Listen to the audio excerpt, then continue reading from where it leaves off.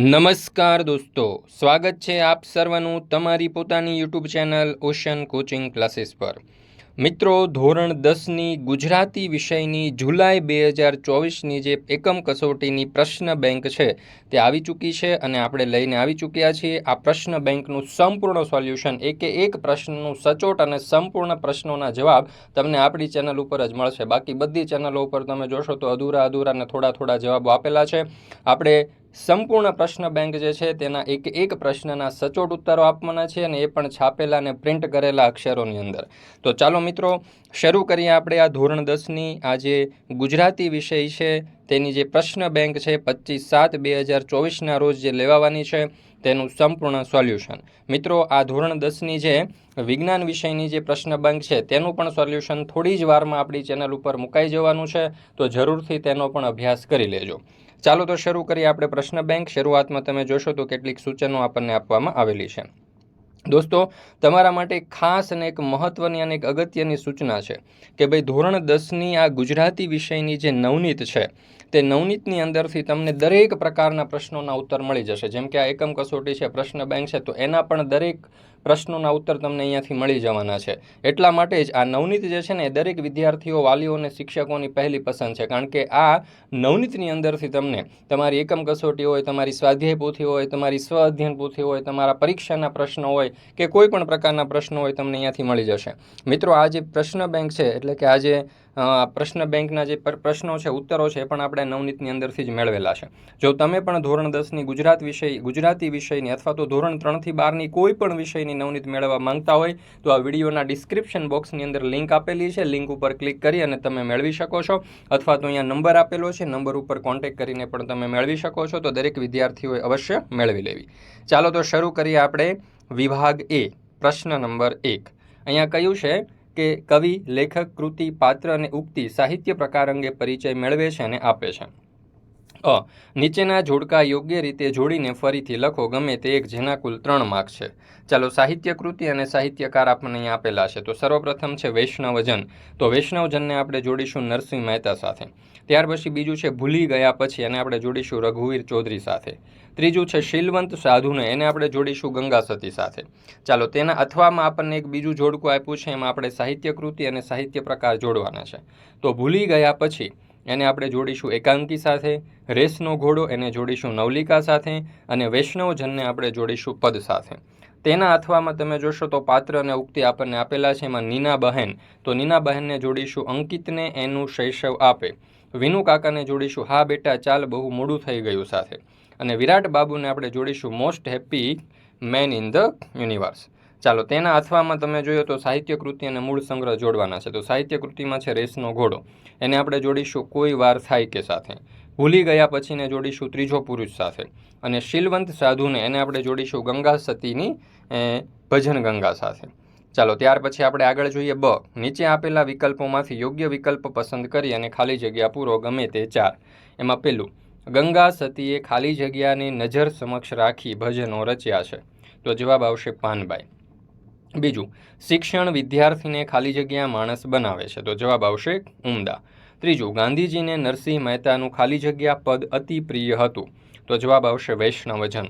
ચોથું, નરસિંહ મહેતાના પ્રભાતિયા ખાલી જગ્યા છંદમાં લખાયેલા છે, તો જવાબ આવશે ઝૂલણા। પાંચમું, અંકિતની પત્નીનું નામ ખાલી જગ્યા હતું, તો જવાબ આવશે નંદા। છઠ્ઠું, શીલવંત એટલે ખાલી જગ્યા, તો જવાબ આવશે ચારિત્રશીલ। અને સાતમું, ભૂલી ગયા પછી પાઠ ખાલી જગ્યા કૃતિમાંથી લેવામાં આવ્યો છે, તો જવાબ આવશે ત્રીજો પુરુષ। ચાલો, ત્યાર પછી જોઈએ 8મું, ગરોળીથી ડરનાર મનીષા હવે ખાલી જગ્યા સાથે લડી શકે છે, તો જવાબ આવશે મગર। 9મું, ખાલી જગ્યાને જોઈને મનીષા ભાષણ કરતા અટકી ગયેલી, તો જવાબ આવશે નરેન। અને 10મું, ખાલી જગ્યા ફેલ થવાથી સંજયનું મૃત્યુ થયું, તો જવાબ આવશે કિડની। ચાલો, ત્યાર પછી આપણે આ જે પ્રશ્ન બેંક છે ધોરણ 10ની જે એકમ કસોટી છે તેનો આગળનો પ્રશ્ન જોઈએ। અહીંયા કહ્યું છે કે નીચે આપેલા પ્રશ્નોના એક વાક્યમાં ઉત્તર લખો। મિત્રો, આપણી આ ચેનલ ઉપર હવે પછીની જેટલી પણ એકમ કસોટીઓની પ્રશ્ન બેંક આવવાની છે તે બધી જ પ્રશ્ન બેંકના સંપૂર્ણ સોલ્યુશનના વિડીયો અને પીડીએફ મૂકવામાં આવશે, અને એકદમ સંપૂર્ણ અને સચોટ સોલ્યુશન સાથે। તો દરેક વિદ્યાર્થીઓએ અવશ્ય આ જે સોલ્યુશન છે તે મેળવી લેવા। ચાલો અહીંયા કહ્યું છે કે પહેલો સવાલ છે કે કોઈ પણ પ્રકારનું નુકસાન કરો તો તમારા ઘરમાં તમને સૌથી વધુ કોણ ટોકે છે? તો હું કોઈ પણ પ્રકારનું નુકસાન કરું તો મારા ઘરમાં મને સૌથી વધુ પપ્પા ટોકે છે. બીજો સવાલ, તમારો મિત્ર પરીક્ષામાં ઉત્તીર્ણ થયો છે તો તમે ભેટમાં શું આપશો? મારો મિત્ર પરીક્ષામાં ઉત્તીર્ણ થયો છે તો હું તેને ભેટમાં બાળકથાના પુસ્તકો અને રેન્કર ટ્રોફી આપીશ. ત્રીજો સવાલ, શિક્ષણનો પાયાનો સિદ્ધાંત કયો છે? તો શિક્ષણનો પાયાનો સિદ્ધાંત આનંદ આપવાનો છે. ત્યાર પછી ચોથો સવાલ, ઘડપણમાં માતા પિતાને કોના સહારાની વધુ અપેક્ષા હોય છે? તો ઘડપણમાં માતા પિતાને પોતાના સંતાનના સહકારની વધુ અપેક્ષા હોય છે. પાંચમો સવાલ, નરેને કઈ તાલીમ મેળવી હતી? તો નરેને વન સંરક્ષણની તાલીમ મેળવી હતી. છઠ્ઠો સવાલ, રીછ માણસને જોઈને પોતાના બચાવ માટે શું કરે છે? તો રીછ માણસને જોઈને જનૂનથી પ્રતિકાર કરે છે. સાતમો સવાલ, મનીષાના પિતાને ખરો આનંદ કઈ વાતનો હતો? તો મનીષાના પિતાને ખરો આનંદ પોતે ખોટા પડ્યા એ કારણે હતો. મનીષા દેસાઈએ કયા મુદ્દા ઉપર ભાષણ આપેલું? તો નાજુક વ્યક્તિ ખડતલને નિર્ભય બની શકે છે, થઈ શકે છે એ મુદ્દા ઉપર કુમારી મનીષા દેસાઈએ ભાષણ આપેલું. ત્યાર પછી નવમો સવાલ, નીચેનામાંથી કયું પદ કવિયત્રી ગંગા સતીનું નથી? તો જો અ ભક્તિ કરવી, બ વીજળીને ચમકારે, ક અખિલ બ્રહ્માંડ મારે અને ડ મેરુરે ડગે. તો અહીંયા જવાબ આવશે વિકલ્પ ક, અખિલ બ્રહ્માંડમાં. 10મો સવાલ, કોની વૃત્તિ સદાય નિર્મળ હોય છે? તો જવાબ આવશે વિકલ્પ બ, શીલવંત સાધુની જે વૃત્તિ છે તે સદાય નિર્મળ છે. ત્યાર પછી 11મો સવાલ, શીલવંત સાધુની કૃતિમાં સૌરાષ્ટ્રની પ્રાદેશિક ખાસિયત દર્શાવતા કયા શબ્દ પ્રયોજ્યો છે? તો જવાબ આવશે નિર્મળમાં રાજ, મહારાજ અને પ્રોર એટલે કે પ્રહર અને રેવે એટલે કે રહે. 12મું, વૈષ્ણવજન કાવ્યમાં કવિએ નકાર સૂચવવા કયો શબ્દનો પ્રયોગ કર્યો છે? તો વૈષ્ણવજન કાવ્યમાં કવિએ અંતિમ પંક્તિઓમાં નકાર સૂચવવા વણ અને રહિત શબ્દનો પ્રયોગ કર્યો છે. 13મો સવાલ, નરસિંહ મહેતા કોને ધન્ય ગણે છે? તો નરસિંહ મહેતા વૈષ્ણવજનની માતાને ધન્ય ગણે છે. 14મો સવાલ, કોના દર્શન કરવાથી 71 પેઢી તરી જાય છે? તો જે વૈષ્ણવજન મોહમાયાથી પર હોય, જેના અંતરમાં દ્રઢ વૈરાગ્ય હોય, જેનામાં લોભ કે છળ કપટ ન હોય, જેણે કામ ક્રોધ ઉપર વિજય પ્રાપ્ત કર્યો હોય, જેનું ચિત્ત હંમેશા રામના નામની ધૂનમાં જ લીન હોય, તેના તનમાં તમામ તીર્થ રહેલા છે એવા વૈષ્ણવજનના દર્શન કરનારની 71 પેઢી તરી જાય છે. કવિ નરસિંહ મહેતાને કયું બિરુદ મળેલું છે? તો નરસિંહ મહેતાને ગુજરાતી ભાષાના આદિકવિ, આદ્ય કવિનું બિરુદ મળેલું છે. ચાલો ત્યાર પછી આપણે આગળ જોઈએ. તો અહીંયા તમે જોઈ શકો છો ધોરણ 10ની જે ઓરિજિનલ પ્રશ્ન બેંકની સોલ્યુશન છે તારીખ 25/7/2024ના રોજ ગુજરાતી અને વિજ્ઞાન વિષયની જે પ્રશ્ન બેંક લેવાની છે તે ગુજરાતી અને વિજ્ઞાન વિષયની જે પ્રશ્ન બેંક છે તેના સંપૂર્ણ એટલે કે ઓરિજિનલ પ્રશ્ન બેંકના સોલ્યુશનની પીડીએફ તો તમારે જોઈતી હોય તો અહીંયા વોટ્સઅપ નંબર તમને આપેલો છે, નંબર ઉપર કોન્ટેક્ટ કરી શકો છો અથવા તો આ વિડીયોના ડિસ્ક્રિપ્શન બોક્સની અંદર તમને લિંક આપી છે, લિંક ઉપર ક્લિક કરીને પણ તમે મેળવી શકો છો અથવા તો આપણી એપ્લિકેશન છે ઓશન કોચિંગ ક્લાસીસ. આ ocean coaching classes application download કરીને ત્યાંથી પણ તમે મેળવી શકશો. તમારી પરીક્ષા માટે, તમારી એકમ કસોટી માટે ખૂબ ઉપયોગી સાબિત થશે. દરેક વિદ્યાર્થીઓએ અવશ્ય મેળવી લેવી. ત્યાર પછી છે વિભાગ બી, પ્રશ્ન નંબર 2. અહીંયા કહ્યું છે કે નીચે આપેલા પ્રશ્નોના 3-4 વાક્યમાં ઉત્તર લખો, ગમે તે 2, જેના કુલ 4 માર્ક છે. એમાં પહેલો સવાલ, વનાધિકારી નરેને રીછ વિશે શી માહિતી આપી? તો વનાધિકારી નરેન રીછ વિશે માહિતી આપે છે કે માનવ ભક્ષી નથી હોતા, માણસને જોઈને જનૂનથી પ્રતિકાર કરે છે, એમના હાથના પંજા આપણા મોં ઉપર વાગી ગયા તો ભારે જોખમ અને આ સમાચાર મુજબ તો કોઈ ભાગ્યે જ બચત. ત્યાર પછી બીજો સવાલ, વિરાટ બાબુએ મનીષા અને નરેનની સગાઈની શા માટે ના પાડી? તો મનીષાના પિતા વિરાટભાઈ મનીષા અને નરેનની સગાઈની ના પાડી કારણ કે વિરાટભાઈ જાણતા હતા કે તેમની દીકરી મનીષા નમણી, નાજુક અને ડરપોક છે. મનીષા નાની ગરોળીથી પણ ડરી જતી હતી. જો સિંહની એકાદ ત્રાડ સાંભળશે તો તે મરી જશે અને નરેનની વિધુરનું જીવન જીવવું પડશે. ત્યાર પછી ત્રીજો સવાલ આપણે જોઈએ, નરેન જ મનીષાને ઓળખતો હતો તે મનીષા કેવી હતી? તો નરેન જે મનીષાને ઓળખતો હતો તે સુકુમાર હતી, ડરપોક હતી, પણ ગરોળીથી પણ ડરતી હતી, નમણી હતી અને નાજુક પણ હતી. ચોથું, સંજય અને નીના બહેન પુત્રના પરિણામ પછી કયો કાર્યક્રમ બનાવી રાખ્યો હતો? તો સંજયભાઈ અને નીના બહેને પુત્ર અંકિતના પરિણામ પછી નાના હિલ સ્ટેશન ઉપર ફરવા જવાનો કાર્યક્રમ ગોઠવ્યો હતો. ત્યાં સેનેટોરિયમમાં રહેવાનું, ટ્રેકિંગ કરવાનું કે ફરવાનું આ દરેકની પહેલેથી જ વ્યવસ્થા કરી હતી. અંકિત પાસ થયો તે બદલ તેને રામાયણ મહાભારતની બાળકથાઓના પુસ્તકો ભેટમાં આપ્યા હતા. અંકિતે પરિવારની જવાબદારી શી રીતે નિભાવી? નીના બહેનના પતિ સંજય મૃત્યુ પામતા પુત્ર અંકિતે પરિવારની જવાબદારી નિભાવવા બેંકમાં નોકરી લીધી. સાથે નોકરી કરતી નંદા સાથે લગ્ન કર્યા. નીનાબહેનને ફોરમની કાળજી લીધી. મોભી તરીકેની કછી ખોટ પડવા દીધી નહીં. પત્ની નંદા અને પુત્ર યશ સાથે અંકિત સર્વ પ્રકારે સુખી હતો. છઠ્ઠો સવાલ, બેટા ચાલ બહુ મોડું થઈ ગયું. વિનુ કાકાના આ વાક્યનો ગુઢાર્થ સમજાવો. બેટા ચાલ બહુ મોડું થઈ ગયું. વિનુ કાકા આ વાક્ય ગુઢાર્થમાં બોલ્યા. સૌરભ ભણી ગણીને અમેરિકામાં ડૉક્ટર થયો. ભૌતિક સમૃદ્ધિ તેણે મેળવી, પણ તેની પાસે માતા પિતા માટે સમય ફાળવવા જેટલી આંતરિક સમૃદ્ધિ નથી. સૌરભને ઉમદા માણસ બનાવવામાં અને સંસ્કાર આપવામાં મોડું થઈ ગયું. તેથી ઊંડા દુઃખ સાથે તેમણે આમ કહ્યું. ગંગા સતી પાનબાઈએ કેવી વ્યક્તિની સંગત કરવાનું કહે છે?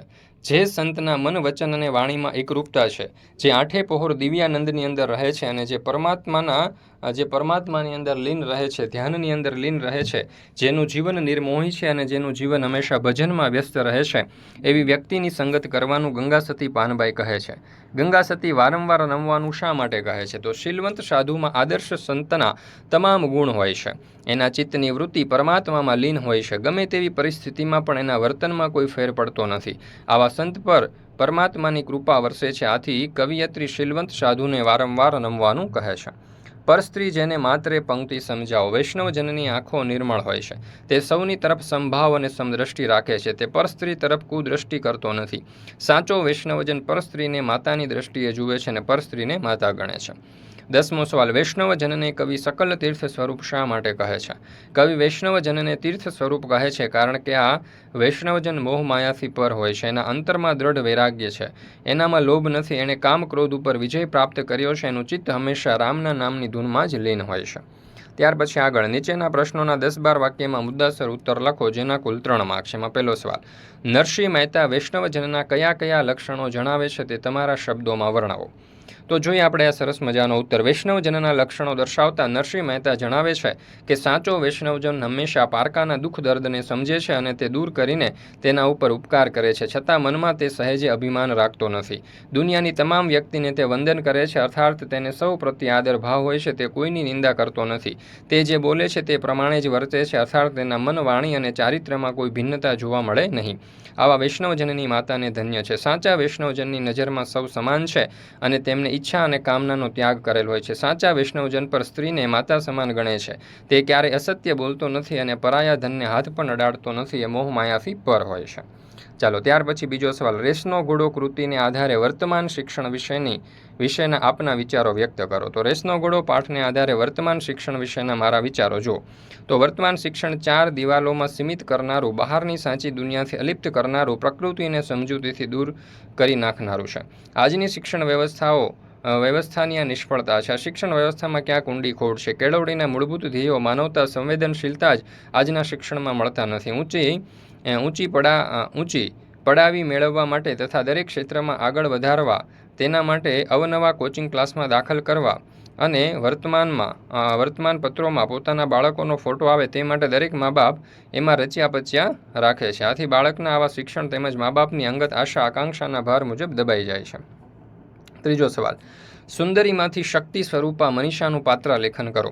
તો મનીષા એક શિકારી પિતા વિરાટની પુત્રી છે. મનીષા નરેનના પ્રેમમાં છે, પણ તેના પિતા મનીષાની ક્ષમતા જાણતા ન હોવાથી તેમને મંજૂરી મળી નહીં અને તેઓ બંને લગ્ન કરી શક્યા નહીં. જોકે તેમનો પ્રેમ જળવાઈ રહ્યો. એક વખત આબુ ઉપર પર્વતારોહણ કરવા ગયા ત્યારે મનીષા એક સુરતી કુટુંબને રીછના પંજામાંથી છોડાવ્યો કે નાજુક અને નમણી કન્યા ખડતલ અને નિર્ભય ન થઈ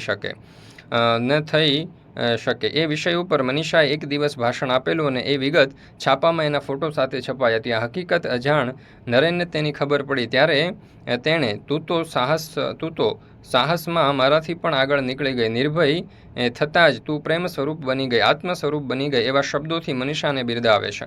અને મનીષાના પિતાને જાણ થતાં તેઓ પણ આનંદ વિભોર થઈ ગયા અને તેને ઉચકીને તેમણે સમગ્ર પ્રેક્ષકો સમક્ષ ભાષણ કર્યું. તે મારા કરતાં પણ ચડિયાતી છે કારણ કે તે મારી દીકરી છે, એમ કહીને તેના પિતાએ મનીષાના પરાક્રમનું ગૌરવ કર્યું. સૌને મીઠાઈ ખવડાવી અને તેમણે મનીષા અને તેમના પરાક્રમનું ગૌરવ કર્યું. ચાલો તો આ રીતે આપણે આ સવાલ લખી શકીએ. ત્યાર પછી ચોથો સવાલ, શીલવંત સાધુ તમે કોને કહેશો? કાવ્યના આધારે સમજાવો. તો શીલવંત સાધુને પદમાં ગંગા સતીએ પાનબાઈને ચારિત્ર્યવાન સાધુને ઓળખી અને તેનો સંગ કરવાની સલાહ આપી છે. આ પદમાં શીલવંત સાધુના લક્ષણો દર્શાવ્યા છે. ચારિત્ર્યવાન સાધુના વર્તનમાં કોઈ નિર્મળ અને પવિત્ર સાધુના વર્તનમાં નિર્મળતા અને પવિત્રતા હોય છે. આથી જ પરમાત્માની એમના ઉપર કૃપા વરસે છે. એમના હૃદયમાં આ શત્રુઓ કે આ મિત્ર એવો કોઈ ભેદભાવ હોતો નથી. એમનું લક્ષ્ય તો કેવળ પરમાર્થ જ હોય છે. એમના મન, વચન અને વાણીમાં એકરૂપતા હોય છે. એ સાધુના નિયમ સારી રીતે પાળે છે. આઠે પહોર દિવ્યાનંદની અંદર રહે છે. એમની તુર્યાવસ્થા જાગી ગઈ હોય છે. પ્રભુના ધ્યાનમાં જ મસ્ત હોય છે. એ નામ અને રૂપથી પર હોય છે, એટલે કે મોહ માયાથી પર હોય છે. હંમેશા ભજનમાં જ વ્યસ્ત હોય છે. એમને કેવળ પરમાત્માના વચનોમાં જ વિશ્વાસ હોય છે. આવા સંતનો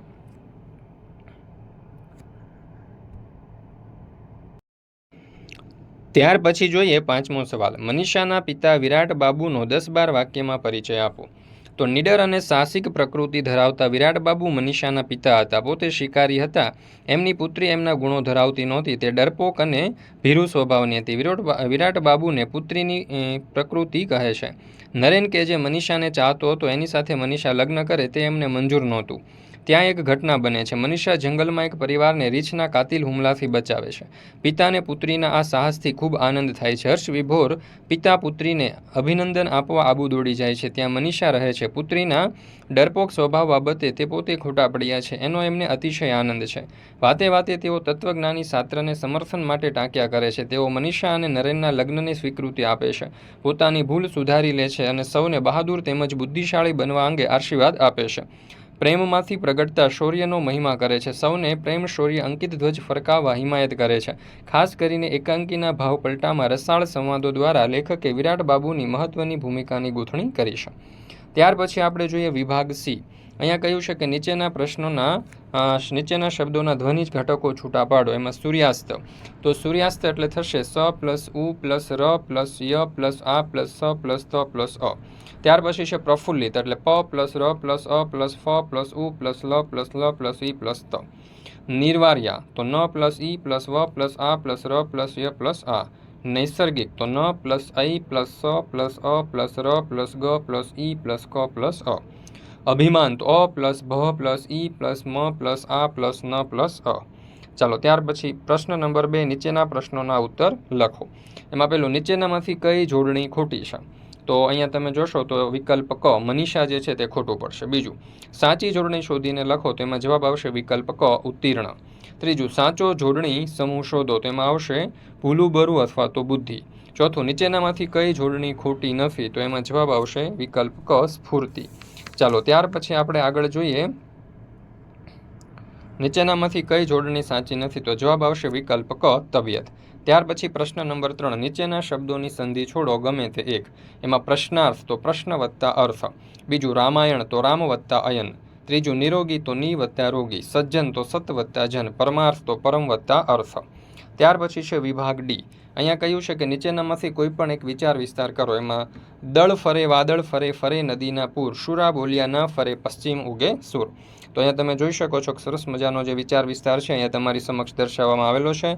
અને આ જે વિચાર વિસ્તાર છે તમે સ્ટોપ કરીને પોઝ કરીને પણ લખી શકો છો.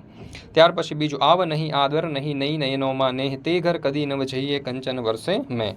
તો અહીંયા તમે જોઈ શકો છો કે આ જે વિચાર વિસ્તાર છે તે અહીંયા તમારી સમક્ષ આપણે રજૂ કર્યો છે.